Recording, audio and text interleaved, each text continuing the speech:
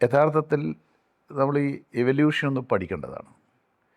ഒരു എൻജിനീയർ ആവാൻ ഉദ്ദേശിച്ച് കോളേജിൽ ചേരുകയും അഭിഭാഷകനാവണമെന്ന മോഹം മനസ്സിൽ സൂക്ഷിക്കുകയും ചെയ്ത എന്നെ ഒരു പൂർണ്ണസമയ രാഷ്ട്രീയ പ്രവർത്തകനാക്കി മാറ്റിയതിൽ അടിയന്തരാവസ്ഥയ്ക്ക് ഏറ്റവും വലിയ സ്ഥാനമുണ്ട്, പങ്കുണ്ട്.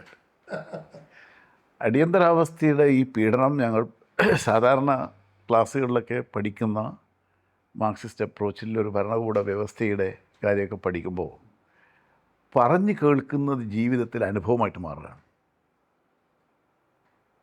മനുഷ്യന് അവകാശമില്ലാത്ത അവസ്ഥ വരുത്തുകയാണ്. അതായിരുന്നു അടിയന്തര. അവൻ്റെ എല്ലാ അവകാശങ്ങളും ആരെയും എവിടെ വെച്ചും ആക്രമിക്കാം, ജയിലിലടക്കാം, ആരും ചോദിക്കാനൊരവസ്ഥ. ഇതാണ് കോൺഗ്രസ് ഈ രാജ്യത്ത് നടപ്പിലാക്കിയ അടിയന്തരാവസ്ഥ. അപ്പോൾ ആ അടിയന്തരാവസ്ഥയെ പരാജയപ്പെടുത്തുക എന്ന് പറയുന്നതോടൊപ്പം തന്നെ അടിയന്തരാവസ്ഥ പ്രഖ്യാപിക്കുന്നതിനിടയാക്കിയ ഭരണകൂട വ്യവസ്ഥയെ പരാജയപ്പെടുത്തുക എന്നുള്ള മനസ്സിലേക്ക്, ജീവിതം അതിനാണ് ഉപയോഗിക്കേണ്ടത് എന്ന ചിന്തയിലേക്ക്, അവിടെയാണ് ഒരു രാഷ്ട്രീയ പ്രവർത്തകൻ എന്ന നിലയിലേക്കുള്ള രൂപാന്തരം വരുന്നത്.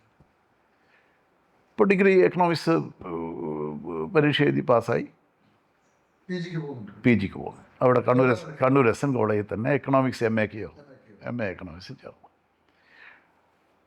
എക്കണോമിക്സ് എം എക്ക് ചേർന്ന് ആ സമയമാകുമ്പോഴത്തേക്ക് എസ് എഫ് ഐയുടെ ജില്ലാ സെക്രട്ടറി, 77 ഞാൻ ജില്ലാ സെക്രട്ടറി ആകുന്നുണ്ട്. എസ് എഫ് ഐയുടെ ജില്ലാ സെക്രട്ടറിയായി. അടിയന്തരാവസ്ഥ അവസാനിച്ച് 77 മുതൽ ജില്ലാ സെക്രട്ടറിയാണ്. 80 ഞാൻ എം എക്ക് ചേരുന്ന അവസ്ഥ വരുന്നത്. 80 ഞാൻ സംസ്ഥാന സെക്രട്ടറിയാണ് എസ് എഫ് ഐയുടെ. 80-ലും 81-ലും 82-ലും 3 വർഷം തുടർച്ചയായി സംസ്ഥാന സെക്രട്ടറി ആയിട്ട് പ്രവർത്തിക്കണം. അപ്പോൾ കേരളത്തിലെ ക്യാമ്പസുകളിൽ ആ സമയത്തുണ്ടായിരുന്ന ഒരു KSU ആധിപത്യമുണ്ട്. അതിനെ ചോദ്യം ചെയ്ത് അടിയന്തരാവസ്ഥയ്ക്ക് ശേഷമുള്ളൊരു മുന്നേറ്റം അത് സംഘർഷഭരിതമായിരുന്നു. നിരവധി SFI പ്രവർത്തകർക്ക് ജീവൻ കൊടുക്കേണ്ടി വന്നു. നിരവധി ആളുകൾ ക്യാമ്പസിലിട്ട് കൊന്നുകളഞ്ഞു.